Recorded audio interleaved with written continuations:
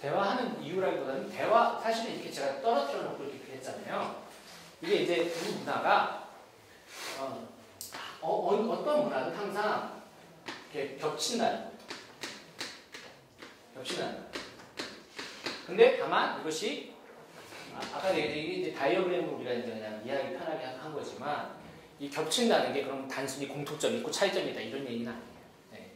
이런 얘기가 아니고 아까 얘기했지만 둘 사이에는 어떤 서로가 완전히 환원될 수 없어요. 이것을 아까도 얘기 언어가 특정한 영어를 전부 다 한국어로 완전히 옮길 수도 없고 한국어를 완전히 영어로 옮길 수 없어요. 하지만 둘 사이에 우리가 아까도 얘기했죠. 여러 가지 방식의 기준을 가지고 대화할 수 있어요. 자, 트루스라는 우리에겐 트루스라는 영어를 쓴 사람한테는 트루스라는 단어가 있어요. 한국 사람한테는 진리와 진실이라는 단어가 있어. 자, 그 두 단어를 가지고 어떻게 번역할까를 얘기해 볼 수 있다. 그죠? 그러면 하나의 되게 그때그때 작은 기준을 가지고서 얘기를 할 수 있어요. 근데 이 두 가지를 반드시 그러니까 뭐 왜 대화해야 되냐 이런 건 이제 뭐 그건 윤리적인 차원이고 그런 차원을 얘기하는 건 아니고 항상 이 물론 문화라는 걸 아까도 얘기했죠. 이 단어 자체가 이제 추상적이기 때문에 이걸 어떻게 정의하느냐에 따라 다를 수 있죠. 개교회, 뭐 개종교, 뭐 국가, 민족이 될 수도 있고 다양한 방식으로 직업 영역이 될 수도 있고 이렇게 할 수도 있는데 그 문화 사이에는 반드시 서로 공유되는 부분이 있을 수 있다. 항상 우리가 완전히 서로 다른 종류의 인간이 아니라는 거를 전제를 하는 거죠. 그 부분에서는 어느 정도 보편성처럼 있는 걸 얘기하는 거예요. 근데 아까 얘기했지만 이 포스트 모더니즘이 그냥 보편성 그냥 막 거부하는 게 아니라 그 보편성이라는 것이 그렇게 원칙적으로 이렇게 막 적용될 수 있는 부분이 아니라는 거야. 언제나 이 적용될 때는 해석을 통해서만 적용되죠. 구체적인 맥락을 통해서만 적용된다는 거예요. 무슨 얘기인지 아시겠죠? 왜 뭐 포스트 모더니스트 예를 들면 사랑이라는 거 사랑을 거부하나? 그런 거 아니라는 거예요. 다 인정하죠. 그런 거 왜 인간이 뭐 서로 사랑하고 살고 이렇게 그런 인간성 어떤 인간적인 것 이런 것들 부정하나요? 그런 게 아니에요. 네. 질문 한 가지. 네. 제가 해서 우리 여기 세물결 거기 안에 내용 중에 비트겐슈타인 얘기하고 잠깐 봤거든요. 거기에서 얘기가 제가 이해를 바로 했는지 모르겠는데 서구의 모든 전제가 이제 이원론적인 요소가 있어서 이원론 있어서 서구 기독교가 잘못된 어떤 그런 가지고 있다는 얘기가 제가 들렸어요. 그런데 비트겐슈타인 얘기는 그러니까 이제 성과 속을 구분하는 것을 몸과 영을 이제 선과 악을 구분한 것을 그런 개념이 기독교에서 그런 이원의 영향을 받았다. 그런 얘기가 있는 것 같았어요. 있어서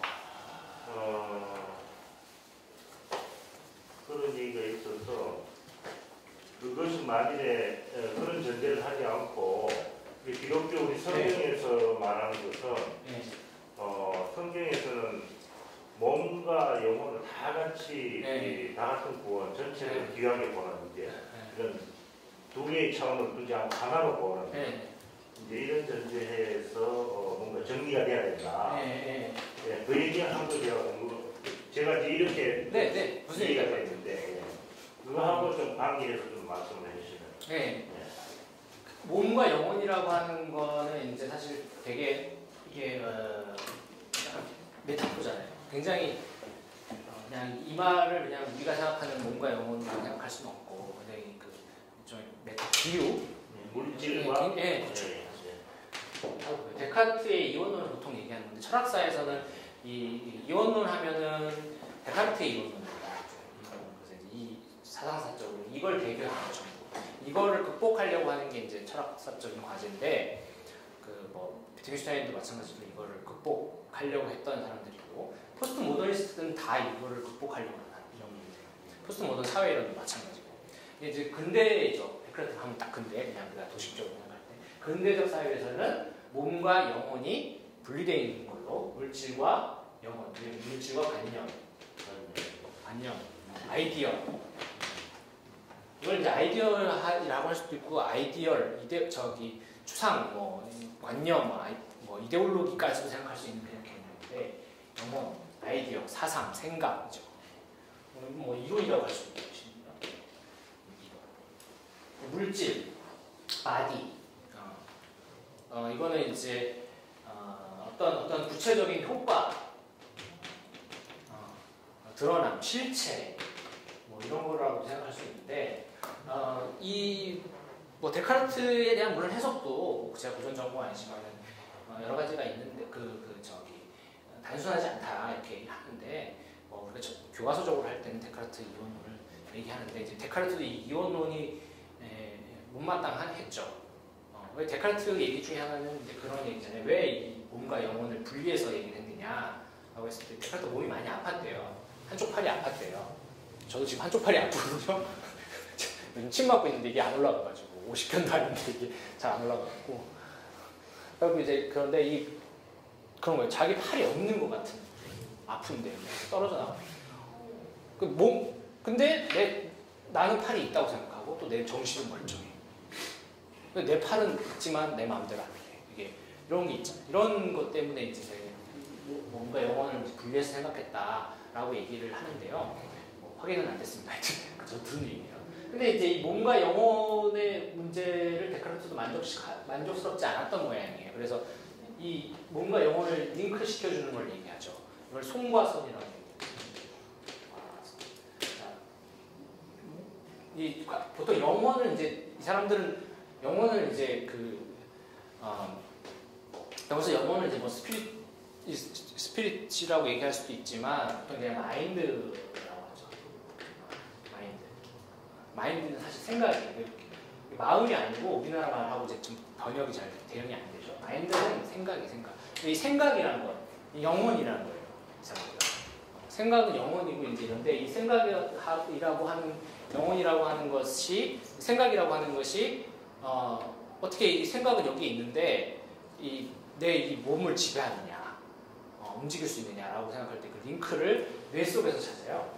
뇌 안에 이 영혼과 접속해주는 어떤 기관이 있을 것이다 라고 추론을 해요. 데카르트가. 그래서 이제 그거를 송과선이라고 명칭을 붙여줘. 해부학적으로 있을 것이다 라고 이제 얘기를 하죠. 근데 물론 현대 의학에서는 없다고 하죠. 근데 없다고 하는데 최근에 또 어떤 걸 보니까 어떤 연구를 보니까 그런 비슷한 것이 있다. 거기를 막 뇌를 찌르면은 사람들이 막 영혼이 막 느껴지고 막 이런 거 있잖아요. 그 영적인 그런 게 그 부분을 건드리면 나온대요. 그런 게 이제 일종의 송과선 같은 거. 뭔가 영혼과 물질이 만나는 거. 묘한 곳이 있다는 거예요. 이제 그런 식으로 생각했던 건데 어쨌든 그거는 중요한 게 아니라 이제 이 부분을 이원론을 해결하려고 물질과 관련 전형적인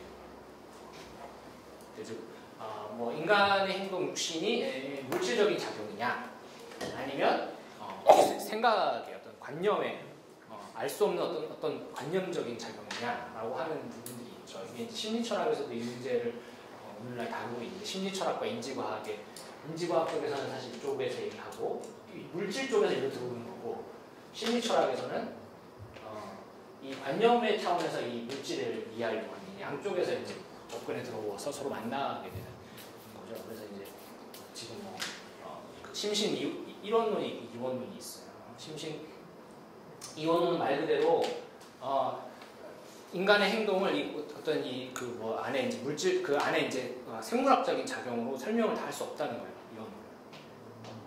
그걸로 환원이 안 돼요. 그러니까 그 메커니즘이 있잖아요. 자극을 하면 어떤 물질이 나와서 거기서 반응을 해서 이제 행동하게 되고 이런 그 메커니즘은 다 설명이 안 되고 거기에 이 관념이라는 건 뭐예요? 의미. 인간이 거기다 의미를 부여해야만 그게 작동하는 그런 걸 얘기를 하는데 지금 인지과학이나 이런 쪽에서 심리철학 하시는 분 중에는 이제 김재원 박사님이라고 그분은 되게 유명하시고 그분은 이론론을 주장해요. 이제 그거는 뭐냐면 아주 나이브하게 얘기하면 물질적 작용으로 환원할 수 있다는 거죠. 물질적 작용. 왜냐하면 인간은 전부 그 전에 이제 어떻게 생각했냐면, 자, 인간이 의미를 부여해요. 자, 내가 어떤 행동을 하겠다라고 선택하죠. 의지를 가지고 선택을 해요. 의지가 이제 관념적 측면에서 작동해서 선택을 하면 뭐야, 그 다음에 뭐 물질이 나와서 이제 계속 움직인다 이렇게 생각했단 말이에요. 근데 이제 뇌과학이나 이제 이런 생물학 쪽에서 연구를 해보니까 그게 아니더라는 게 밝혀졌죠. 뭐냐면 어떻게 작동되냐면 일단 현재까지 연구의 결과냐면 그 내가 의미를 갖기 전에 내가 무슨 행동을 하고 있다라고 자의식을 갖고 자기가 자의식을 갖잖아요. 의미를 갖는 거. 자기가 스스로 그 의미를 아는 거예요. 내가 그렇게 행동하겠다. 내가 지금 칠판에다 쓰겠다라고 생각하기 전에 이미 그 전에 뇌나 이런 신체에서 그 뭐 성분이 나오고 작용을 해서 이미 선택을 한다는 거예요. 선택은 이미 이루어졌어요. 그 다음에 나는 이렇게 하는 거고 이걸 했다고 나는 나중에 뒤늦게 깨닫고 그걸 내가 했다고 정당화한다는 거예요. 되게 충격적이죠. 그러니까 이미 이게 먼저냐면 네, 뭐가 먼저냐 이게 근데 지금 첨예한 논쟁거리인데 동시냐 나이비하게 생각하면 우리가 동시라고 하는데 지금 현대 연구에서는 약간 그렇지 않은 것처럼 우리는 이미 내가 뭐 선택을 의지적으로 하는 게 아니라 내가 의미를 부여하는 게 아니라 의미를 항상 근데 사회과학에서도 이건 맞아요. 우리가 의미를 부여한다는 건 항상 뒤에 행동하고 난 다음이에요. 다 재구성하거든요. 선택은 왜 했는지 몰라. 그냥 하는 거야. 선택은 왜 했는지 내가 모르는데 내가 오늘 여기 세미나 가기로 했다고 한 거예요. 근데 나중에 나는 가야겠다라고 생각했다는 거예요. 이렇게 정당화예요. 이게 정당화. 뒤에 온다고 이제 보통 생각을 해요. 지금 다 그렇게 돼 있죠. 근데 이제 이게 되게 신비로운 거죠. 하여튼 뭐 그래요. 근데 이제 이런 게 있는데 이런 차원을 이제 비트겐슈타인도 이제 이거를 이제 비트겐슈타인의 영향을 받은 비트겐슈타인만이 아니라 이걸 이제 화행론이라고 해서 어려운데 비트겐슈타인의 영향을 받은 언어학자들이 있어요. 네. 언어학자들 오스틴, 썰 이런 사람들이 있어요. 이런 사람들이 얘기를 하는데 우리가 의미라는 거는 그냥 의미를 부여한다고 의미가 있는 게 아니라 그 의미를 실행함으로써만 의미가 생긴다는 거예요. 그래서 의미와 이 실행 혹은 실천을 이렇게 일치시키려는 작업을 해요. 자, 이게 무슨 얘기냐? 그거예요. 자, 언어의 의미는 이제 언어하고 먼저 설명을 하는 거예요. 언어의 의미는 실천을 통해서만 구체적인 상황의 실천을 통해서만 확보가 된다. 그러니까 모든 언어는 다 그렇다는 거예요. 사실은 모든 언어는 쉽게 얘기하면 동사다 이런 얘기예요. 모든 개념어는 단어는 명사가 아니라 다 동사다. 그렇게 이해하시면 돼요. 자, 사랑. 이 단어만 봤을 때는 이건 아무것도 말해주지 않아요. 아무런 효과도 없어요. 근데 사랑한다라고 했을 때만 수행되는 거죠. 실천되는 거죠. 근데 그 사랑한다는 게 그냥 말이에요. 실제로 사랑하는 게 사랑이에요. 그 말을 했을 때만 그 사랑이라는 게 의미가 있는 거예요. 그렇죠? 그랬을 때 이 사랑의 효과, 사랑해서 뭔가 효과가 나타나잖아요. 실천해서 효과가 나타나죠. 그거하고 이 사랑이라는 단어의 의미는 붙어 있는 거예요. 떨어져 있지 않아요. 지금 말씀하시니까 생각이 나는데 이제 저런 접근이 안 이루어져서 우리 한국교회 신앙의 모습이 그렇죠. 관념과 행함이 그렇죠. 별개로 저도 이루어져 왔다. 이걸 공부하면서 굉장히 시사하는 바가 있다. 종교적으로도. 이제 근데 사실 이거를 이제 뭐 예를 들면 불교나 이런 데서는 수행을 강조하잖아요. 그리고 이제 뭐 기독교 전통에도 수행을 강조하는 전통이 있잖아요. 그런 여러 전통들이 있는데 수행의 이제 퍼포먼스.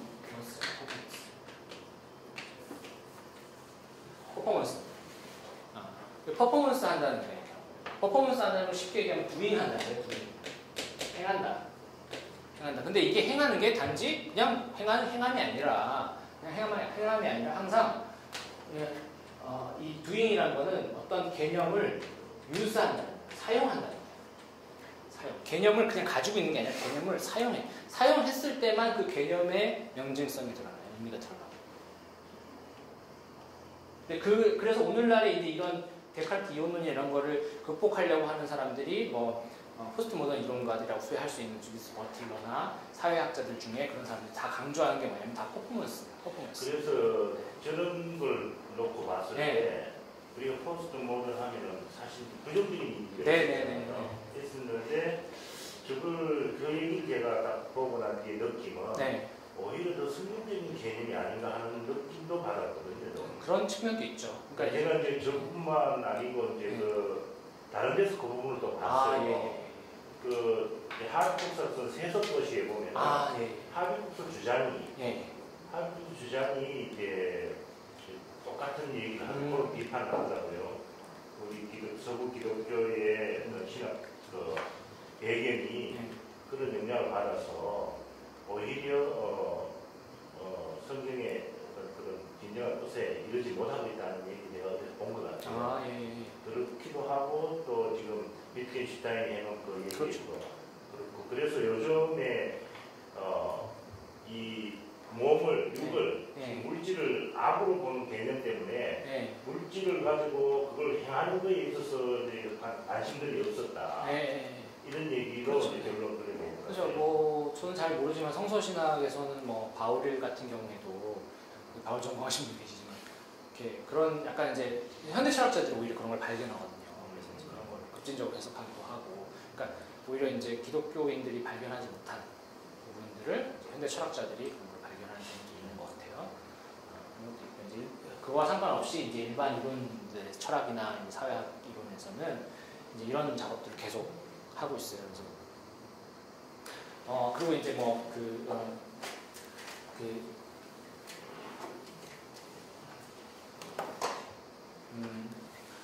발화 어떤 말을 한다, 어떤 무엇을 이제 우리가 그 단어를 얘기한다라고 했을 때 그 단어는 이제 우리가 발화했을 때 그것을 무엇을 지시하기 위해서 이것은 분필이다라고 하는 지시어잖아요.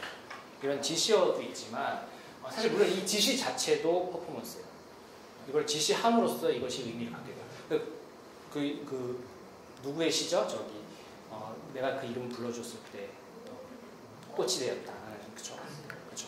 그런 거를 많이 인용하거든요. 그 시를. 그러니까 이름을 불러줘야만 그게 되는 거거든요. 이제 뭐 이것은 분필이다라고 하는 것이 이걸 단지 팩트를 말해주는 게 아니라는 거예요. 팩트를 몰라서 팩트를 말해주는 게 아니라 이것은 하나의 수행, 하나의 어떤 다음의 활동, 다음의 어떤 실천을 유도하는 거기도 하고 다음의 실천을 지시하는 거고 이 자체가 그 의미를 만들어내는 거예요. 분필로서 사용하겠다는 그렇죠. 그거예요. 뭐 간단히 얘기하면 제가 갑자기 이러고 있다가 물 이렇게 하면은 뭐 누워있는 아픈 사람이 물 이렇게 얘기했어요. 그럼 뭐예요? 물을 달라는 거죠.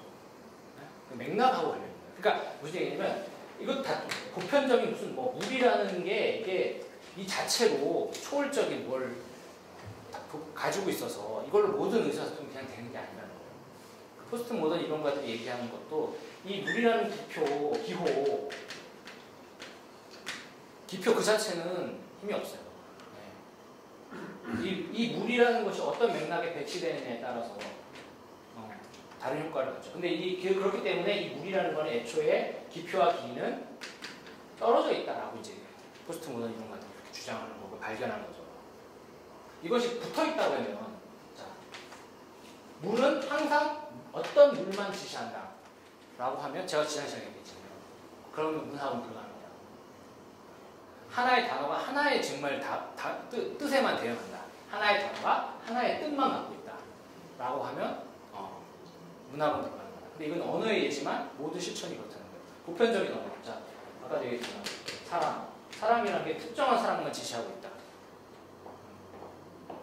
물론 싸우겠죠. 서로 진짜 사람이라고 싸우겠죠. 그런데 특정 하나의 사람만 지시한다고 하면 우리의 삶은 다양하지 않고 풍성하지가 않죠. 그러니까 이거를 보편적인 것, 우리가 사람은 보편적이야 이렇게 말을 할 수 있어요. 근데 그 말이 그렇게 의미가 없다고 보는 거예요. 포스트 모던. 그게 무슨 의미가 있어요? 구체적으로 적용돼봐야 아는 거예요. 그 적용은 뭐예요? 퍼포먼스 하는 거죠. 실천하는 거예요. 구체적으로 적용이 돼봐야 아는 거예요. 이제 종교적으로 제 마음대로 해석하자면 아까 목사님 그런 얘기 하시지만 저도 비슷한 생각을 많이 하는데 기독교인들이 예수님은 뭐 사랑이다 아니면 뭐 우리가 사랑을 해야 된다 이거 아무 의미 없는 거예요. 그 말씀대로 네. 제가 다른 책에서 본 네. 내용은 믿음이라는 손을 대는 것이다. 네. 이제 이렇게 표현이 돼 있어요. 좀 예, 믿음이라는 손을 대는 것이다. 네. 그리고 이제 그 예수님 믿는 사람다는 그 성경에 보면 예수님 믿는 사람다는 사람들은 예수님에게 손을 대기를 옷에 손은 대기를 원했다. 손만이라도 대기를 원해서 대는 사람마다 다 역사가 일어나서 다 치유를 받고 회복이 되는 역사가 일어나. 그게 이제 사랑의 역사가 일어났다 이 말이에요. 대는 데서. 믿음은 사랑이다. 지금 말씀하신 대로 그 효과가 있다는 믿음은 관념이 아니라 그것이 되는 행해졌을 때 그것이 구체적인 행동으로 행해졌을 때에 성경 구조를 이용해서 좀 그렇지만 믿음은 바라는 것들 실상이 보지 못하는 증거라고 하는 말을 저는 그렇게 해석해요. 제 마음대로 원어가 어떤지 모르겠어요. 근데 이제 그것이 이제 구체적으로 저는 이제 도임 퍼포먼스의 문제 그리고 그래서 이 초월적인 그러니까 이게 이제 포스트 모던 이론이나 이런 것이 꼭 기독교와 배치되지는 않는다. 해석하기 나름이에요. 그것도 마찬가지예요. 기독교의 그 성서 그 자체가 뭘 말해주지는 않잖아요. 문제인데 마찬가지로 이런 개념의 문제도 마찬가지죠. 그래서 이제 그 종교학적으로 접근했을 적에 어떤 행위가 이제 어떤 초월적인 의미는 그래서 행하는 주체가 있어야 그 의미가 뭐 이게 적용되거나 해석될 수 있다라고 할 적에는 그거는 굉장히 이제 예를 들면 이제 신이라는 것도 그 신을 믿는 어떤 대상이 있어야 그 신이라는 어떤 실체가 존재하는 것이 아닌가 하는 그 질문도 목사님은 저게 성경적으로 해석했는데 종교학적으로 설명을 한다면 그런 해석도 그런 이해도 나올 수 있지 않냐라는 거죠. 그렇죠. 그런 거 아니에요. 그렇죠. 그러니까 그렇죠. 그러니까 기독교인들의 그런 실천이 없으면 기독교는 존재하지 않는 거죠. 무슨 얘기냐? 그러니까 똑같아요. 사랑을 실천하지 않으면 사랑이 없는 거예요. 그 괜히 포스트 모던적인 거예요. 현상적인 거죠. 이제 그런 건데 이제 물론 그것도 이제 어떻게 또 구체적으로 또 얘기하느냐에 따라 다를 수 있는데 하여튼 우리가 생각하는 그런 포스트 모던적인 사유가 그러니까 항상 우리 그 기독교인은 보통 항상 기독교하고 자꾸 이제 비교해서 생각하려고 하니까 이제 그것도 조금 그런데 일단 별개로 생각을 하면서도 이게 뭐 근본적인 차원에서 포스트 모던이나 기독교가 대치된다든지 아니면 또 근본적인 차원에서 또 같이 갈 수 있다든지 뭐 이런 것도 아니에요. 그러니까 아까 이 개념 적용하면 돼요. 둘 사이에 기독교와 포스트 모더니즘 사이에는 통합 불가능성이 있죠. 서로 인정하면 된다.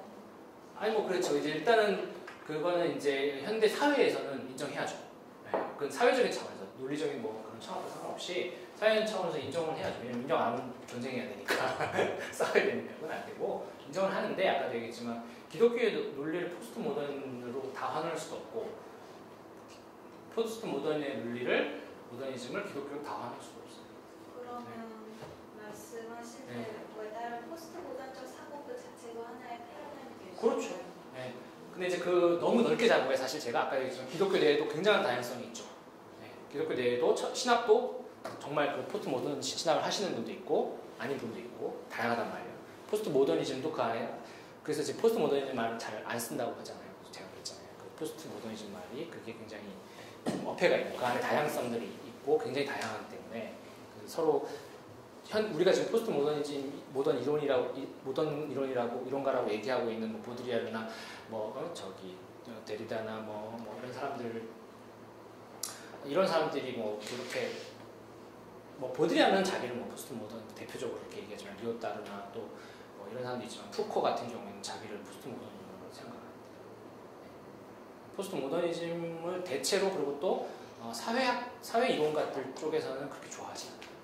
그러면 포스트 모던하고 그러니까 다양성을 인정하지 않는 패러다임도 인정할 수 있는 게 되는 그렇죠. 근데 인정하는데 아까도 얘기했지만 이게 그런데 인정한다는 차원이 뭐냐면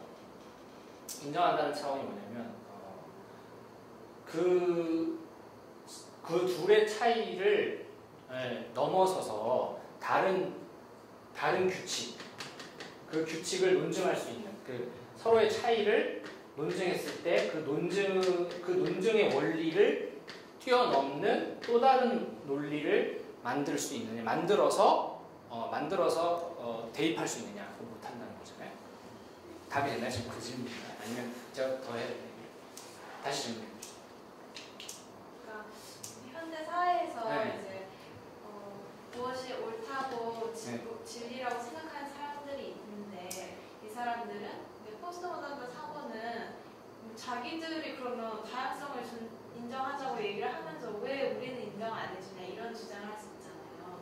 다양성을 인정하지 않는 것 자체를. 뭐냐면 그 다양성을 인정하지 않으려는 사람까지 포용할 수 있는 거. 그 말이 그거는 이제 사실 정치나 이런 좀 현대사의 원리로 얘기를 해야 되는 문제죠. 그 관용의 문제. 지금 질문은 불관용을 관용할 수 있느냐 뭐 이런 거죠. 질문은 기독교가 이제 편협성이 있다고 인식이 되잖아요. 기독교가 타협을 안 하고 이제 기독교 자체로는 일반 문화가 받아들이기에는 편협성이 있다. 그거는 뭐 오로지 자기 소리만 하는 거니까. 그래서 그거 외에는 다 이제 이렇게 부정하는 듯한 이런 입장을 취하고 있으니까 이런 기독교도 포스트 모던 입장에서는 하나의 다양성 그런 의미였죠. 네, 뭐 예를 들면 이럴 수 있죠. 그런 의미였는데 이게 좀 어려운 문제인데요. 네. 그러니까 이거를 정치적으로 얘기했을 때는 아까 불관용을 관용할 수 있느냐. 그러니까 만약에 기독교인들이 자기들만 절대적 진리라고 주장했을 때 포스트 모더니스트들은 다 관용하니까 상대주의를 인정하니까 불관용하고 있는 기독교도 관용으로 받아줄 수 있느냐라고 하는 문제인데 그 문제는 보통 정치 쪽에서는 얘기했을 때는 그러면 안 된다는 거죠. 그건 뭐 철학적인 거하고 상관없이 불관용을 관용하는 것만 예외다. 관용할 수 없다. 그러니까 모든 건 관용해야 된다. 이제 소위 정치적으로 포스트 모더니스트들이 얘기할 때는 정치 쪽에 포스트 모더니스트들이 얘기했을 때는 원칙이 있죠. 모든 것은 상대주의니까 모든 것은 관용해야 된다. 그러나 불관용하는 사람은 관용하지 않는다. 이게 이제 전제 조건이 하나 붙어 있는 거죠. 이제 그런 식으로 왜냐하면 이제 그래야 이제 민주 사회가 유지될 수 있으니까 이제 그렇게 하는 건데 그 논리를 철학의 얘기나 이제 이런 걸로 얘기를 하자면 어떻게 해야 될까요?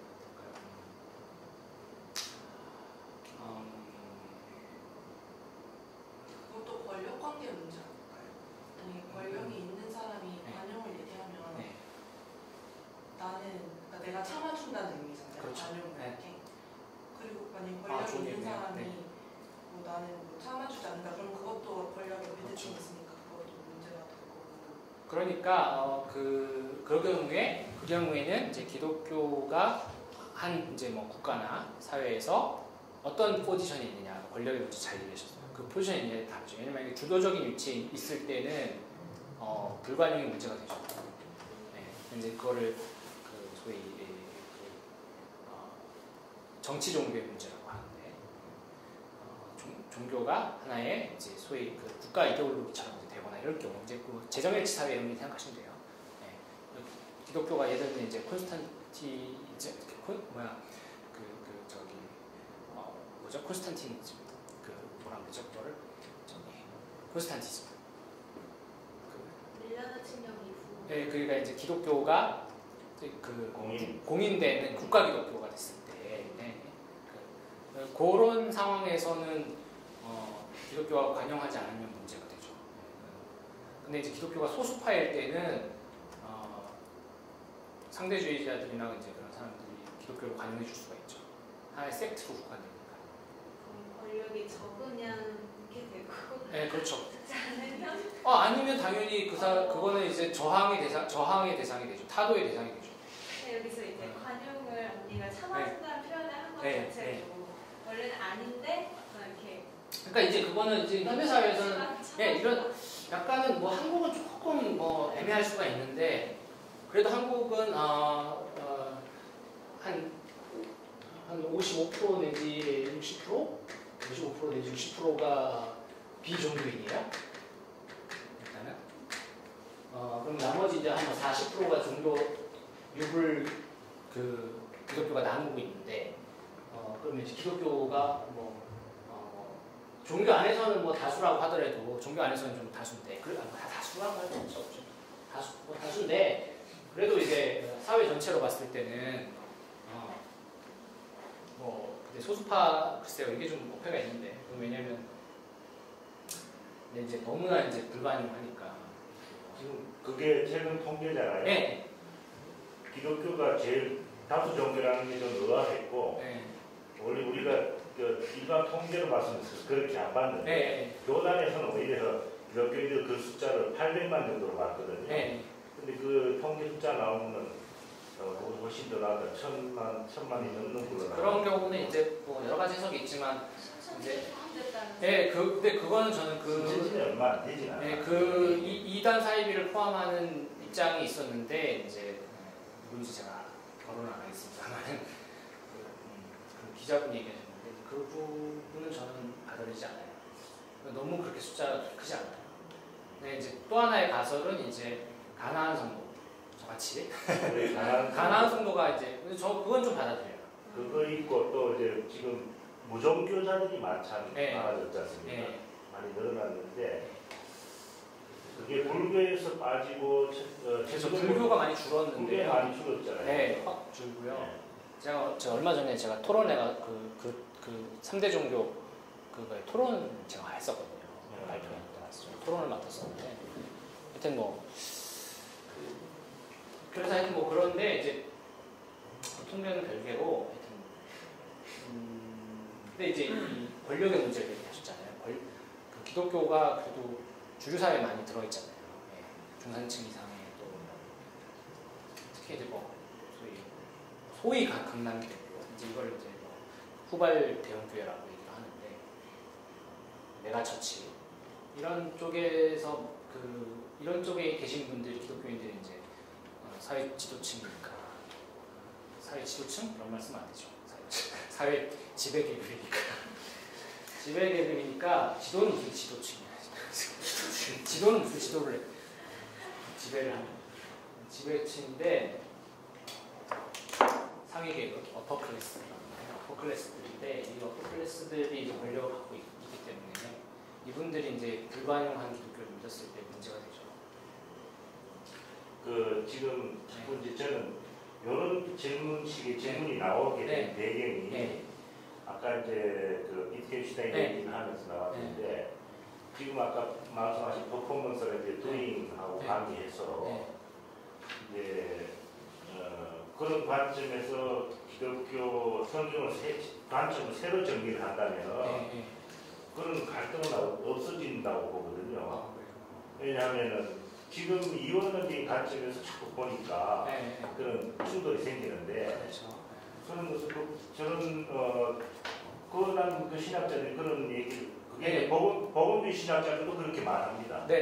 복음주의 신학자 중에서도 그래서 그런 걸 받고 아까 말씀드린 그 진보적인 그 하리복스 같은 경우는 그래서 그걸 받고 지금 비트겐슈타인 같은 이런 뭐 종교는 아니지만은 그 철학적인 주장도 보면은 맥락이고 사회 이론 철학 이런 데서 이제 언어학적 전해라고 해요. 비트겐슈타인 이후로 어떤 그 말 그대로 패러다임이 전체 학문의 그런 패러다임이 이런 쪽으로 저는 오히려 이렇게 분리된 상황에서 요즘 그런 얘기들이 뭔가 이렇게 통합적으로 가져가는 느낌을 제가 받았거든요. 그래서 이건 결코 성경에 배치되는 얘기들은 아니구나. 오히려 지금까지 잘못된 왜곡된 시각을 교정시키는 역할을 하는 그런 부분이 있구나 하는 걸 제가 좀 느꼈어요. 저도 뭐 결론적으로는 못 얘기했는데 이제 이런 부분은 이제 신학자분들이 이제 연구를 하셔가지고 이제 성서를 어떤 이제 좀 더 이제 그런 측면에서 예를 들면 뭐 로마서와 야고보서가 계속 충돌하는 걸로 이제 해석을 했었잖아요. 뭐 최근도 아니지만 사실은 그 전에도 그걸 일관되게 해석하려는 노력이 많이 있었지만 또 좀 더 이제 오늘날에는 더 많은 분들이 하시는 것 같아요. 그 부분이 이원론일 때는 모순이 생기니까 네. 해결이 안 되죠. 네. 근데 이제 그것도 아까 얘기했지만 그렇게 그거를 모순으로 물론 이제 처음에는 모순으로 안 받겠죠. 나중에 이제 모순으로 보는 그런 예를 들면 야고보서가 루터 같은 경우에는 야고보서를 인정 안 했으니까 나름대로 자기의 패러다임 안에서는 야고보서는 변칙 사례인 거예요. 자기 그 패러다임 안에 들어올 수가 없는 거죠. 그렇게 본 건데 이제 오늘날의 많은 학자분들이나 신학자들은 이제 그거를 같이 해석하려고 하는 거죠. 역시 그 해석의 문제죠. 새로운 대안적인 해석이 제출이 잘 돼야만 패러다임을 바꿀 수가 있고 그런 거죠. 오늘 그 이론이가 알렉산더하고 무슨 상관이냐? 알렉산더가 지금 말씀하신 거. 이거는 이제 그 굉장히 그 기초적인 얘기예요. 여기는 이제 문화란 무엇인가라고 했을 때 문화의 이제 아주 기본적인 개념을 얘기해 줬거든요. 문화 사회학에서의 문화라는 개념은 뭐 여기 의미 있는 행위에 상응하는 질서다 뭐 이런 얘기했는데 의미 있는 행위 자기가 이 행위의 의미를 이해하고 있는 근데 이해하고 있는데 이 의미가 단지 주관적인 의미가 아니라 이것이 사회 구조라는 것에 배태되어 있거든요. 그래서 상호 주관적인 거죠. 그러니까 쉽게 얘기하면 내가 내 마음대로 행동하는 것 같지만 그 내 마음대로 행동하는 게 내 마음대로 하는 게 아니라 사회 공통적인 구조나 문화의 문화의 규칙을 따라가고 있다. 이렇게 얘기를 하는 거죠. 그게 이제 문화라는 거예요. 문화 아까 저번에 제가 그런 얘기 드렸지만 뭐 한국의 유교 문화 이건 장유유서의 문화가 있을 때 그 문화는 뭐야? 내가 그 문화를 부모님을 공경한 여러분 부모님을 여기서 공경 안 할 사람이 있어요. 안 해야겠다 명시적으로 그런 거 없어요. 공경해야겠다고 생각한다. 효도해야지 생각한단 말이고요. 네. 그건 뭐야? 내가 그거를 의미 있다고 받아들이는 거예요. 그런데 그 의미 있다고 받아들이는데 그것이 내 마음대로 그냥 하는 게 아니라 그건 뭐예요? 사회의 공통적인 법 규칙을 따라가고 있는 거예요. 네. 근데 그게 따라가고 있는데 그 효도라는 게 그렇다고 그러면 명시적으로 내가 구체적인 상황에서 어떻게 해야 될지를 알려주나? 그게 아니에요. 알려주지 않는다. 그렇기 때문에 이거 포스트 모던하고 연결되는 거예요. 구체적으로 알려주지 않아요. 사랑하자, 사랑해야 된다라고. 구체적으로 어떻게 사랑해야 되는지 알려주지 않아요. 그죠? 다른 논리들을 통해서 우리가 이제 사랑을 어떻게 해야 되고 이건 여기가 들이대는 거죠. 사랑하는 방법들. 어떤 기독교인들은 기독교의 경전을 가지고 성경을 가지고 얘기하는 거고, 불교인들은 또 부처님의 말씀을 가지고 얘기하는 거고. 나름대로 다 자기의 그걸 나중에 이제 사회적으로 덧붙일 수 있어요. 덧붙여서 구체적으로 어떻게 행해야 될지를 말해줄 수 있지만 그렇다고 그 원리조차도 내가 구체적인 상황에서 어떻게 해야 될지 강제하지 못해요. 그러면 그것은 중요한 것은 뭐냐면 상황에 따라서 프랙티스. 그럼 여기서 말하는 프랙티스라는 것은 일상의 프랙티스를 얘기하는 거예요. 일상적으로 그거를 인지를 하는데 대체로는 인지하지 못해요. 저번에 처음에 그런 얘기 드렸지만 우리가 구체적으로 사랑을 실천한다고 했을 때 이 사랑을 물론 이걸 성찰을 하려고 지금 우리가 공부하고 이렇게 하니까 이제 성찰이 되는 거지. 이게 몸에 배인 사람과 몸에 배이지 않은 사람은 다른 거예요. 몸에 배이게끔 훈련을 하는 거죠. 그래서 몸에 배인 사람은 그걸 일상적으로 프랙티스를 해요. 그럼 뭐예요? 이거는 관념적으로 내가 뭘 하겠다고 하는 건 아니지만 이 어떤 관념적인 차원과 나의 바디가 자동적으로 작동하는 게 붙어 있죠. 그냥 나오는 거예요. 그런 존재가 그래서 그걸 사회에서는 이런 레토릭을 쓰지 않지만 그래서 그걸 존재가 돼버린다고 하잖아요. 그런 존재가 돼요. 여기서 말하는 존재라는 거는 관념과 바디 실천이 바로 붙어 있는 거예요. 그런 사람이 돼버리는 거예요. 떨어지지 않는 거죠. 그래서 이제 수행이 중요하다고 하는 거고, 그래서 뭐 몸의 훈련도 또 중요한 거고 그런 거 얘기하는 거죠.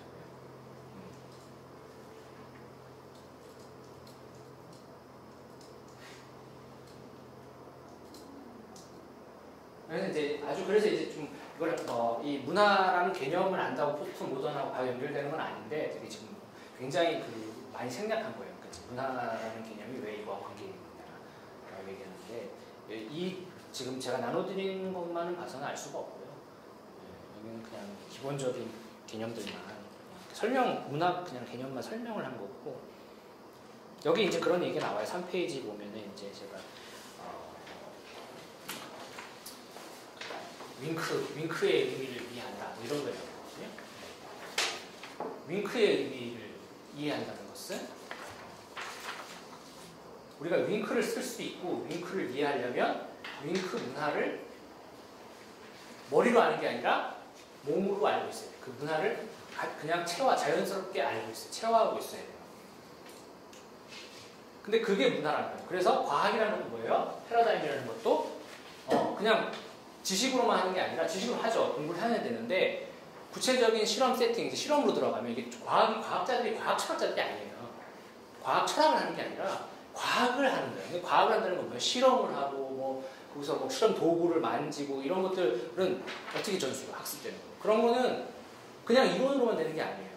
스포이드를 어떻게 지고 어떻게 뭐 하고 뭐 기계를 어떻게 작동하고 뭐 이런 것들이 다 이제 제 아내가 이제 그걸 하는 사람이라 제가 잘 아는데 그런 걸 해야 돼요. 그거는 옆에서 이제 막 훈련을 받아야 돼요. 도제처럼 이렇게 해야 되고 이때는 이렇게 하고 뭐 실험이 잘 안 나왔을 때는 어떻게 하고 이런 거는 매뉴얼이 잘 안 나와 있어요. 이론으로 알 수 있는 과학 철학을 할 수 있는 게 아니에요. 그건 일상의 몸으로 배어 있는 거죠. 그랬을 때 그래서 이게 이제 아까 과학이 그냥 철학적으로 무슨 명제를 만들어 놓은 게 아니라 과학이라는 건 이렇게 프랙티스하는 거다. 자연스럽게 그렇게 배우면 훌륭한 과학자는 뭐예요? 실험을 잘하는 사람. 실험을 잘하려면 어떻게 돼요? 그 짓을 그거를 아주 자연스럽게 체화하고 있어서 아주 그 절차가 내 몸에 인베드 돼가지고 관념과 프랙티스가 붙어 있는 거죠. 자연스럽게 되는 거예요.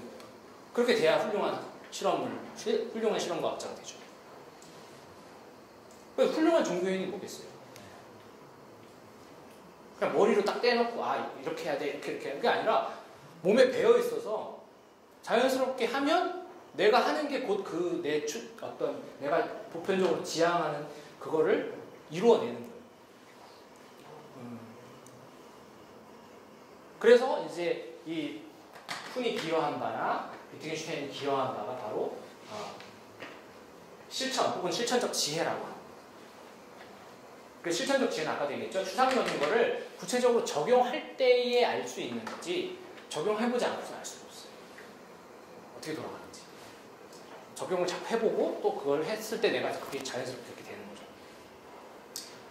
그래서 그것을 뭐 철학적인 시각적인 그런 존재가 된다 이렇게 표현하는데 사회에서 이런 표현을 쓰지는 않는데 이해하기 쉬우시라고 그런 사람이 돼버리는 거죠.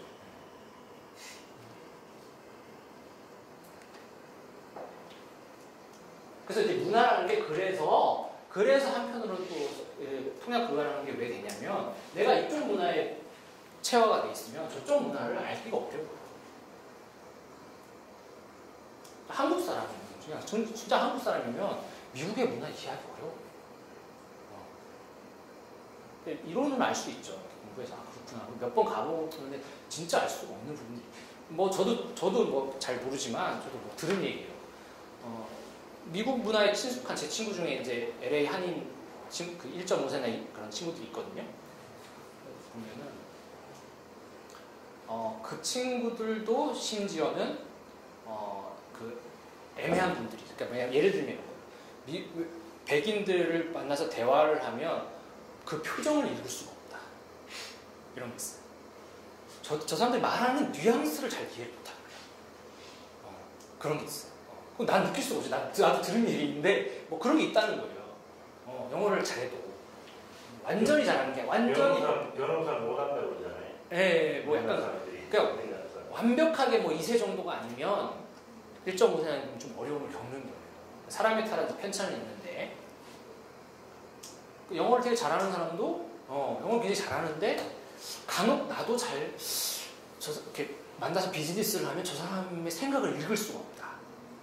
비즈니스 하는 어려움이 있는 거예요. 뭔가 이렇게 꿰뚫어 봐야 되잖아요. 비즈니스를 하려면은 저 사람이 사기꾼인지 아닌지 이런 것도 봐야 되는데 그걸 포착을 못하는 거예요. 그건 뭐예요? 그 문화에 그리고 그 아주 비근한 예로 뭐 외국 코미디 보고 영어를 잘한다고 해서 잘 웃을 수 있어요. 나 별로 공감 안 되던데 쟤도 왜 웃지? 뭐 이런 거 있잖아요.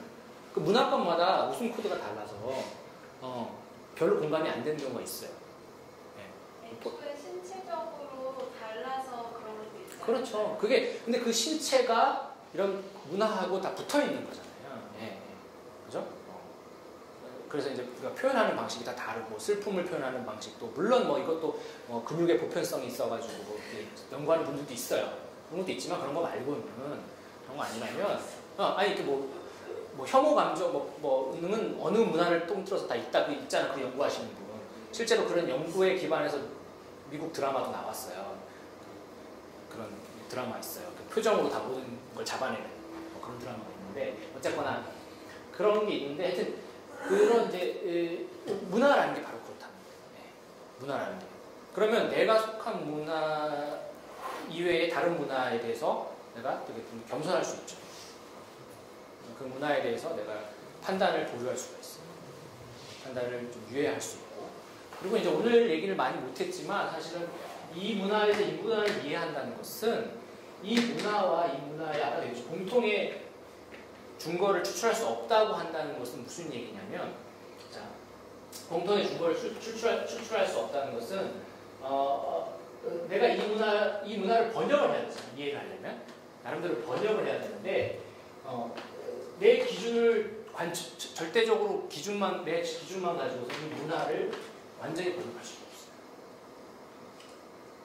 완전히 번역할 수가 없고 내 문화를 이쪽 문화에도 일정 부분 내 문화를 이쪽 문화의 언어로 바꿔야 돼요. 이해할 때. 그러니까 저들의 입장이 돼야 된다는 거예요. 쉽게 얘기하면 간단한 얘기예요. 쉽게 얘기하면 내가 타자의 문화를 이해하려면 내가 타자가 되어가야 돼요. 가상적으로.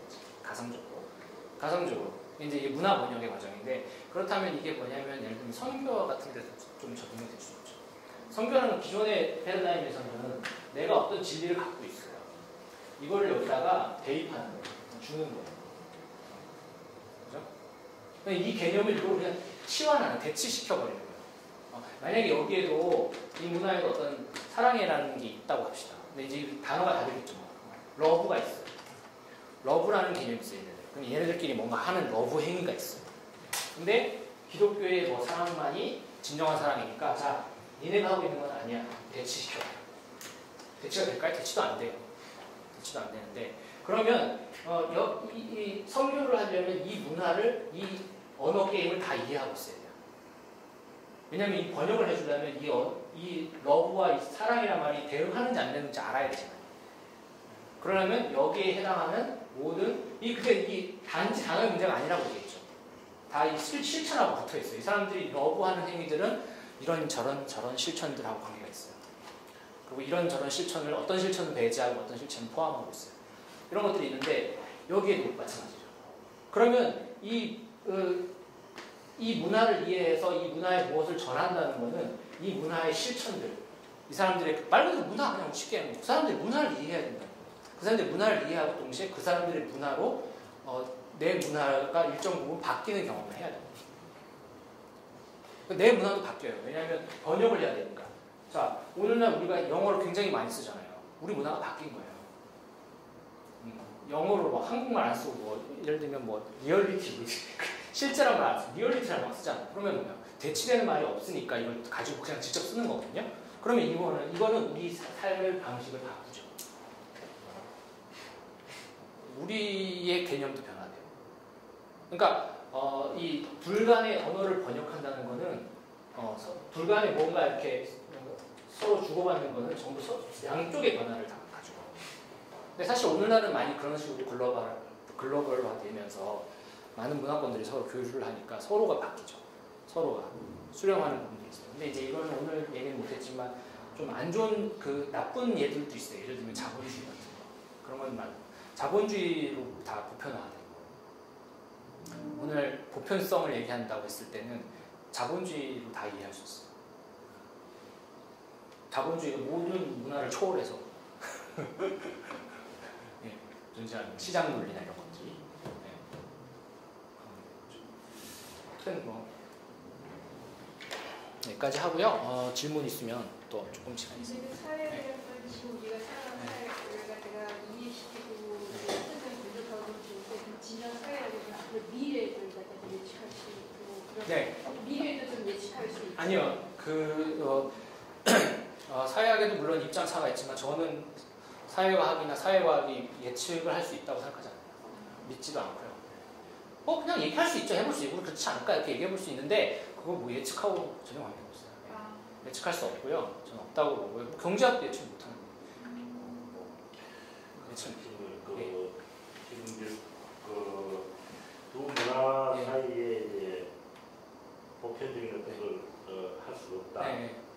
그러셨는데 그가 문화는 그렇다 치더라도 문화라고 굳이 우리가 정해서 얘기할 때 그러나 사람이라는 전제는 같지 않나?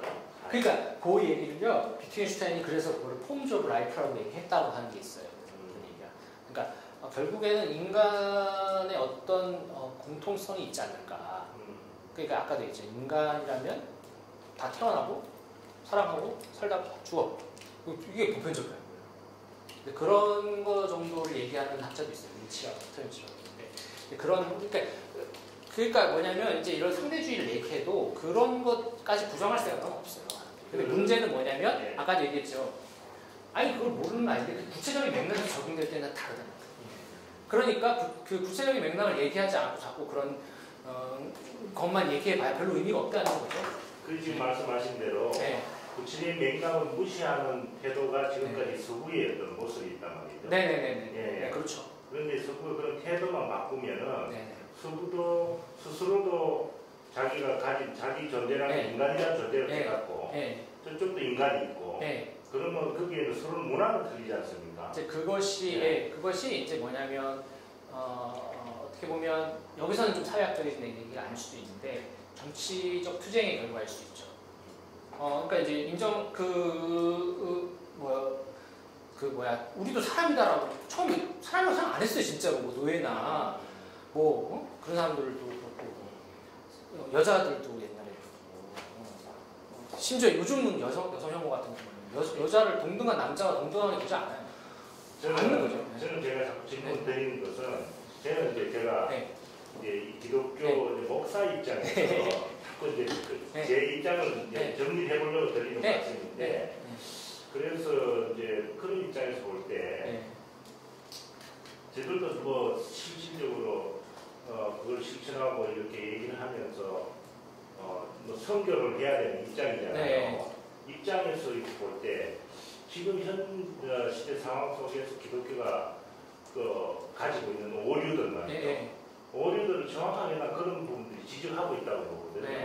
지적하고 있다고 보기 때문에 그런 부분을 저는 상당히 수용해야 될 필요가 있고 수용해서 이것을 원흉을 해서 새로운 시각을 가지고 성경을 새롭게 적용하는 사실은 그건 정확한 얘기 같아요. 여러 면에 봐도 그런 그런 이론적으로 얘기되어지는 뿐만 아니라 이론적으로 얘기되어지지만 실제 현상 가운데서 우리가 그런 모습을 보고 있기 때문에 그래서 제가 그래서 자꾸 저는 그런 하나 힌트를 이렇게 자꾸 말씀드리는 그러니까 아까도 얘기했지만 인간이 육체가 있고 이런 거 다 보편적이잖아요.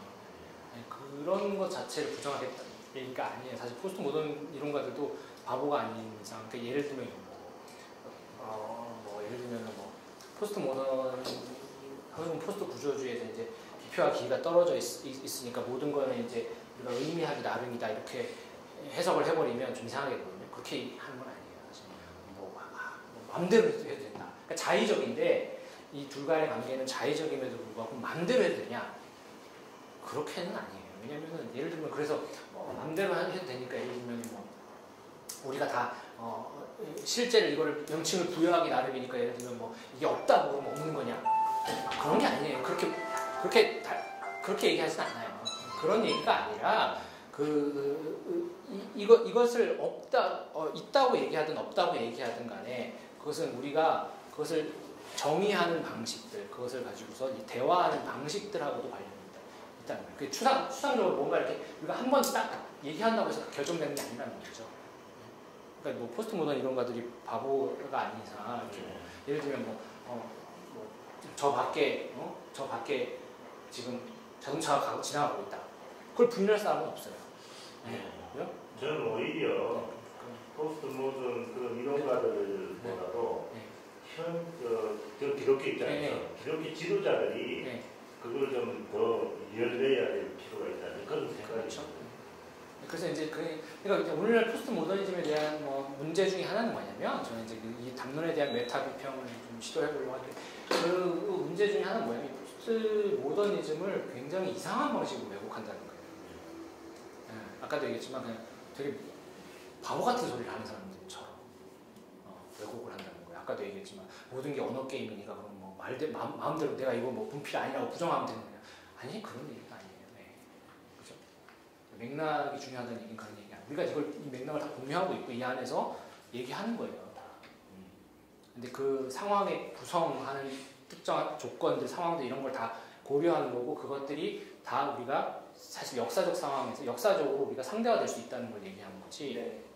그러니까 저도 물어보고 싶은 거 중에 하나가 그러니까 맥락에 의해서 맥락 안에서 의미를 갖는데 그럼 어떤 특정 맥락에 들어가는 것은 하나의 의미를 갖는가? 그러니까 제가 지금 우리가 맥락을 공유합니다라고 얘기를 하지만 각자 살아온 인생이 틀리니까 이게 과연 우리가 이 안에서 같은 이야기를 하고 있는가? 그러니까 이런 것들이 그러니까 뭐 아까 차가 지나가는데 그걸 무시하는 건 아니다라고 얘기하는 건 그게 우리한테 의미가 없을 수는 있거든요. 그렇죠. 그러니까 그런 것들이 그러니까 누구한테는 지금 여기에서 행해진 어떤 이야기들이 의미가 있을 수 있는데 그게 어떤 특정 맥락에 가면 과연 그게 고정될 수 있는가? 그러니까 그래 맞아요. 그 얘기예요. 그 얘기인데 그 얘기를 하고 싶은 거거든요. 그게 맞는데 이제 아까 얘기했지만 포스트 모더니즘을 비판하는 사람들 중에는 이상한 예화를 끌고 들어와서 아까도 얘기했지만 저 밖에 자동차가 있다는 걸 부인하는 거냐.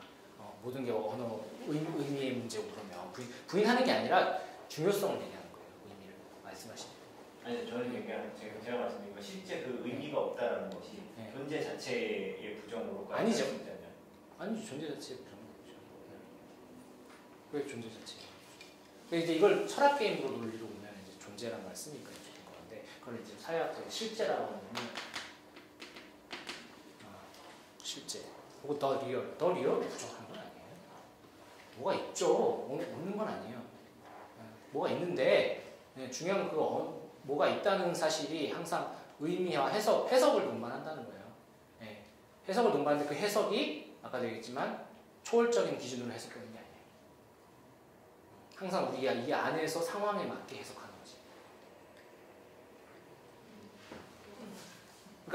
그러니까 간단히 얘기하면 그 이전에 이제 포스트 모더니즘이 대결하고 있는 여러 가지가 있는데 그 가장 간단하게 얘기하면 지난 시간에 얘기했던 토대주의. 이거를 이제 객관주의라고 표현하기도 하는데 어떤 지식과 어떤 상황을 판단하는 데 있어서 항상 역사를 초월한 기준이 존재할 수 있느냐. 똑같은 얘기 아까도 얘기했죠. 근데 역사를 초월하는 기준을 그 기준이 존재한 그러니까 그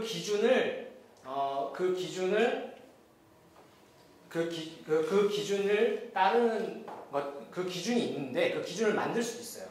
만들 수 있는데 그 기준이 단 하나의 방식으로 해석될 수 있느냐라는 거예요.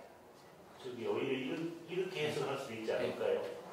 지금 기준이 있는데 그 기준이 있는데 그러니까 그 절대성을 부인하는 건 아닌데 그것을 표현할 수는 없다. 인간의 언어를 표현할 수는 그러니까 그건 좀 다른데 표현은 인간이 이제 그 상황 맥락 속에서 그 상황 속 A라는 상황 속에서 자기가 해석한 것을 가지고 절대화 시킬 수는 없다. 제가 그 한국에서 하는 얘기 중에 보면은 가치 절대화를 부정하는 게 불경성으로 표현하더라고요. 현대 그 세속화를 긍정적으로 볼 때 그것이 특징 중에 하나가 불경성인데 그건 왜냐하면은 우리가 그 성경에도 보면은 신의 산에서 내려왔을 때 검소하실 만든 사람들이 그걸 섬기고 있었잖아요. 우상을 이제 반대하는 것도 사람이 자기가 주장하고 자기가 생각하는 것을 절대화시키는 우상 그것도 우상 숭배다. 우상숭배 이렇게 그런 내용이 있더라고요. 그게 그런 의미에서 절대적인 건 있지만은 자기가 인간이 만들어서 절대화시키는 것은 그건 우상에 불과하다. 이제 이렇게 저는 그렇게 볼 수도 있지 않느냐 하는 그러니까 모든 절대적인 게 있는데 그게 모든 사람들이 그걸 절대할 수 없는데 우리가 그 절대를 한 번도 평생 우리가 정확하게 보지 못한다면 그게 있는 것과 무슨 관계? 그런데 그게 그러니까 우리가 인간 언어로 표현을 못 하는데 하나님은 내가 정의를 할 수가 없지 않습니까? 하나님을. 아니, 그러니까 제가 말씀드린 거 장님이 코끼리를 만지는데 코끼리를 만지는데 그 사람은 평생 다리만 만져야 돼요. 그러면 그 사람한테 귀가 있고 이런 모양이 있는 코끼리가 어떤 의미예요? 그러니까 실제 전체를 포스트 모더니즘을 우리가 이제 얘기할 때 실제 전체를 볼 수 없다는 얘기를 해요. 예? 그러니까 모두가 실제를 각 부분만을 본다라고 하는 논증의 문제는 뭐냐? 그 실제 전체를 본 사람은 아무도 없다는 문제가 있죠. 그래서 포스트 모더니즘을 보통 공격할 때 포스트 모더니즘 비판하는 논리예요. 그게. 포스트 모더니즘 비판할 때 모든 사람이 각각의 부분만 이제 이걸 관점주의, 퍼스펙티비즘이라고 할 수 있는데 관점주의, 각각의 관점들만 가지고 있으면 관점들이 상대화되는 건 좋아요. 근데 문제는 관점을 상대화하면 그 관점을 상대화하는 기준이 필요하죠. 네? 관점이 그것이 상대적이라는 걸 알 수 있으려면 그것도 기준이 필요해요. 사실, 그렇죠? 그러니까 실제 전체 코끼리를 누구는 다리를 만지고 있다, 누구는 코를 만지고 있어요. 그러면 서로가 서로를 비판해요. 그러면 코를 만지고 있는 사람이 너는 그거 코만 만지고 있는 거야. 넌 뭐 다리만 만지고 있는 거야. 서로 비판해. 근데 그것이 의미가 있으려면 코끼리 전체를 알고 있어야 되잖아요. 코끼리 전체의 다리라는 걸 인지하고 있어야 되죠. 네? 코끼리 전체를 실제를 알아야 그게 부분인지 아닌지를 알 수 있잖아요. 그러니까 상대주의 논리가 그거의 문제다. 상대주의 문제는 그래서 사실은 실제 전체를 아무도 본 적이 없는데 왜 포스트 모더니스트 니네들은 실제 전체를 보지도 못했으면서 모든 사람을 상대화시킬 수 있느냐라고 하는데 그 논리하고 그 논리하고 다른 거예요. 쿤이 얘기하고자 하는 거는 아까도 얘기했죠. 그 실제 전체가 있느냐 없느냐 논리로 빠지는 건 아니에요. 네. 그 논리로 빠지는 게 아니라 실제 전체를 본 적은 없죠. 근데 그 중요한 문제가 아니라 코끼리 다리와 코끼리 코 그것을 초월하는 왜 객관적 기준 코끼리 전체라는 그 객관적 기준이 그 객관적 기준을 그 객관적 기준이 하나의 규칙이 돼서 그 객관적 기준을 가지고서 모든 사람을 평가하는 그 논리로 우리가 얘기될 수는 없는 거다. 그러니까 무슨 얘기냐면 포스트 모더니즘의 그런 전체 실제에 대한 전체 가정을 하지 않고 포스트 모던을 하려고 하는 거야. 쉽게 얘기하면. 그리고 그렇게 상대주의로 빠지면 여기 강의 제목처럼 급진적 사회학 이론의 근본적 소리가 아니고 되게 보수적인 얘기 아니에요? 그냥 차이가 다 이렇게 상대적인 거나 그러니까 약간 되게 현상 유지적이고 그런 얘기를 공부하는 포스트 모더니즘에 대한 포스트 모더니스트들에 대한 비판이 그런 게 있죠. 결국에는 그런데 뭔가 차이를 인정하자는 얘기는 뭔가 억압하는 쪽보다는 피어학자들이 주로 하는. 근데 이제 그 논리를 이제 그래서 포스트 모더니스트들이 전형적인 이제 그게 포스트 모더니스트들의 비판인데 포스트 모더니스트들이 실제로 그렇지 않다고 저는 이제 생각을 하는 거고 그런 사람들의 그것에 그 소위 객관주의, 상대주의 논리를 뛰어넘어서 그러니까 옛날에는 기준이 있어야 되니까 모더니스트들은 기준이 있어야 상대화되고 비판할 수 있다고 생각했고 포스트 모더니스트들은 그냥 상대화시키는데 제3의 대안은 기준이 없이도 그런 기준을 상정하지 않고 코끼리 전체를 보는 것이 없어도 서로가 비판할 수 있고 서로가 대화할 수 있다라고 하는 게 쿤이 얘기하는 인커뮤니셔빌리티의 핵심이라고 주장하는 거예요. 그러니까 무슨 얘기냐면 그러면 뭐 상대주의자도 윤리도 없고 아무것도 없냐 아니라는 거예요. 자, 절대적인 기준을 상정하지 않고도 우리가 서로가 비판할 수 있고 서로가 비교할 수 있어요. 그것은 무슨 얘기냐면 구체적인 상황으로 들어갔을 때 간다. 균합적입니까?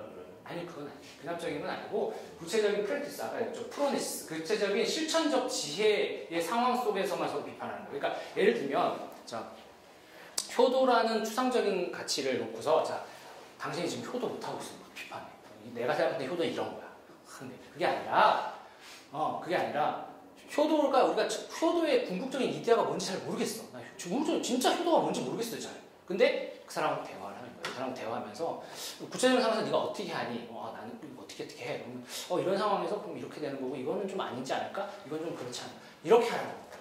상황에 대한 이해도 다를 수 있지 않나요? 그렇죠. 그 상황 그러면 대화하면서 알 수 있는 거예요. 대화하면서 구체적인 그렇죠. 구체적인 상황에서 대화하면서 그 상황에 맞춰서 추상적인 논리를 해석하는 거지. 추상적인 원리 효도라는 거가 그냥 명제적으로 먼저 선언적으로 있고 그것을 연역적으로 적용하는 건 아니라는 거예요. 그러면 그거는 실제라는 전체 코끼리 전체를 알지 못해도 상관이 없다. 그 코끼리 전체를 말이죠. 네. 이제 정말 알 수가 없는 거 아닙니까? 네. 알 수가 없는데 그래서 우리 이제 이게 우리가 생각으로 우리가 생각해내서 코끼리 전체를 우리는 알 수가 없는데 그래서 이제 지금 계시라는 성경이 주어져 있지 않습니까? 이제 우리 기독교인 입장에서 그거는 사람들의 아이디어가 아니지 않습니까? 그러니까 그게 기독교인들은 그걸 전체라고 보고 그렇죠. 전체로 보고 그걸 항상 그거의 기준 삼아서 이제 각자 그 맥락 속에서 자기 그 상황 속에서 그것을 기준해서 자기화시켜서 그것을 행동하는 것. 그래서 거기에는 그것을 관념하면 아니고 행동이 구체적으로 따르는 것으로서 하도록 노력하는 것, 이것이 요구되어지는 것이 아닌가. 그렇게 기독교 입장에서는 그런데 이제 그것조차도 이제 아까도 얘기했지만 그거는 이제 기독교 입장이니까 사실은 다른 사람들이 그걸 계시를 그걸 초월한다고 생각하지는 않을 거고. 그건 믿음의 문제니까. 그러니까 이게 우리가 계시와 이제 형이상학과 이런 게 다 같은 인식론적 지위에 있다고 보시면 되겠죠. 그리고 이제 더 리얼이나 아니면 실제라고 하는 더 리얼이라고 하는 실제라고 하는 것. 그걸 이제 사회학에서는 이제 이걸 구조라고 생각하시면 돼요. 구조. 자, 구조가 그러면 구조를 본 사람 없잖아요. 구조. 되게 추상적인 거잖아요. 구조. 우리 이론을 얘기하는데 구조를 본 사람이 없잖아요. 구조가 뭐예요? 그죠? 구조가 뭐예요? 사회 구조. 구조가 뭐지? 구조를 본 사람은 아무도 없는데. 그럼 구조가 없는 건가? 그렇다고 없다고 말할 수 없는 거예요. 그런 얘기예요. 무슨 얘기인지 아시죠? 있다고 말할 때만 우리가 그걸 가지고 근데 있다고 말한다고 그냥 구조가 있다 이렇게 얘기하시면 안 된다는 거죠.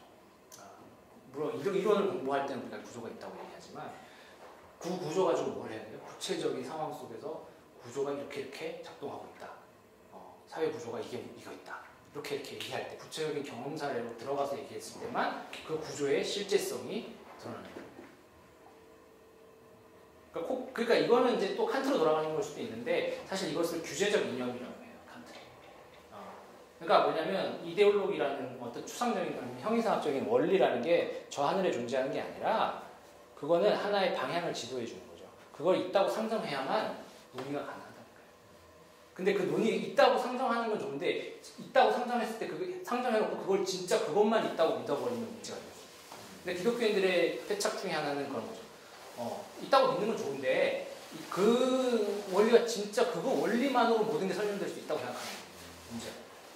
기독교인 태도죠. 네, 그게 이제 문제일 수 있다는 거죠.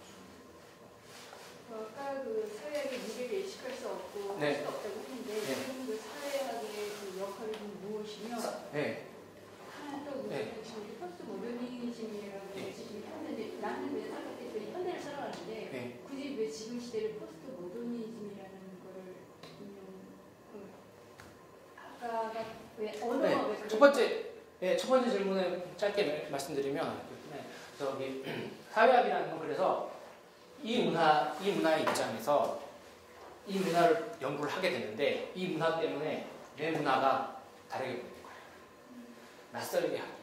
인류학도 있었는데 낯설게 하는 효과. 그걸 다른 말로 하면 또 폭로하는 효과도 있어요.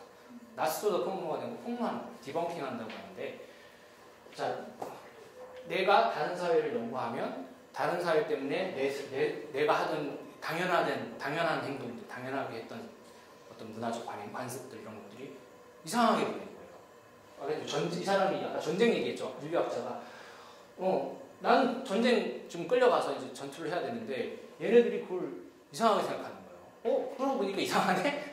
왜 나는 아무 생각 없이 전쟁에 나가면 상사의 명령을 받아서 다른 사람을 죽여야 되는 거야.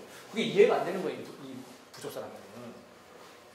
그렇게 되는 거야. 그 낯설게 하기. 근데 이제 이 낯설게 하기를 다른 문화를 이제 대놓고 하면은 이제 우리 인류학적으로 낯설게 하기가 되는 거고, 사회학에서는 그걸 이론적 작업이나 이제 다른 우리 안에서의 이제 경험 사회를 통해서 낯설게 하는 거죠.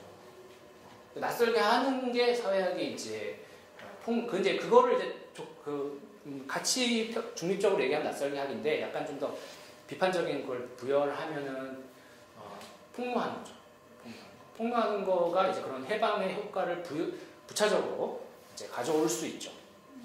폭로했을 때 이제 폭로해도 그대로 가는 사람이 있고, 폭로했을 때 이제 그거에 대해서 문제를 삼고 이제 좀 바꿔보려고 하는 사람이 있을 수 있는데. 그래서 급진적이라고 하는 거예요. 네, 그래서 이제 그게 그래서 그 비판이라는 말입니다. 비판이라는 게 뭐 비난 이런 게 아니에요. 비판이라는 거는 그 메커니즘이 어떻게, 아니면 타 문화가 어떻게 돌아가고 있는지를 이해하는 거예요. 이해한다는 건 이 전체 문화를 이해하는 거죠. 그러면서 나에 대해서도 좀 그렇죠. 더 알게 돼요. 그럼요. 네. 이 얘기가 다 그 기독교 선교 유형 이런 데 다 나오는 얘기들이에요. 나를 이해해야 되는 거, 타인을 이해하는 거고 나를 이해하는 거고 같이 가는 거죠.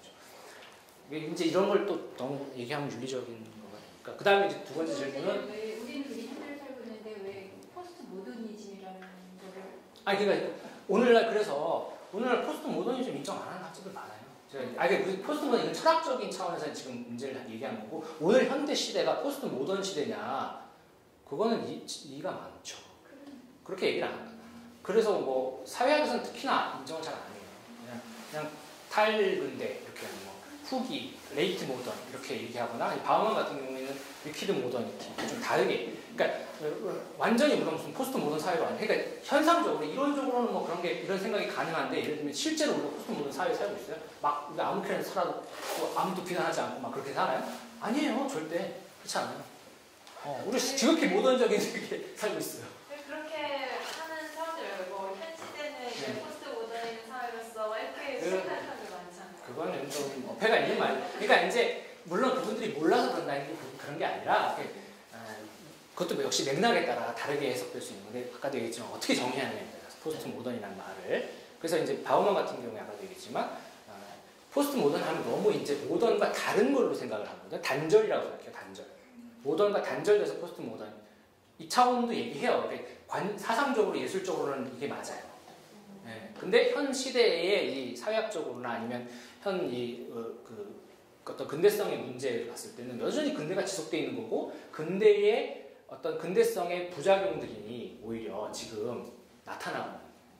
근데 이거를 이제 포스트 모던이라고 볼 거냐, 아니면 그냥 후기 근대로 볼 거냐 하는 차이가 있죠. 그래서 바우만은 그것을 이제 단절도 있지만 단절보다 연속성이 있다라고 해서 그것을 리퀴드 모더니티라고 해요. 그 전에 근대를 고정 뭐라 그러죠? 딱딱한 근대라고 하고, 단단한 근대, 딱딱한 근대라고 하고, 이 후기에는 이제 리퀴드, 부드러운, 유연한, 유연한 게 좋다는 의미가 아니라 유동성, 모든 것이 해체되면서도 유동성이 있는데, 이게 이제 근대의 어떤 좋지 않은 결과물일 수 있는 거예요. 근대의 부작용일 수도 있는 거예요. 그래서 그런 차원에서, 그러니까 여전히 뭐 이론적으로 우리가 포스트 모던한 시대에 살고 있다 이렇게 보기 조금 어려울 수 있죠. 그런 현상이 없는 건 아니니까. 그런 현상이 국제적으로 다 있어요.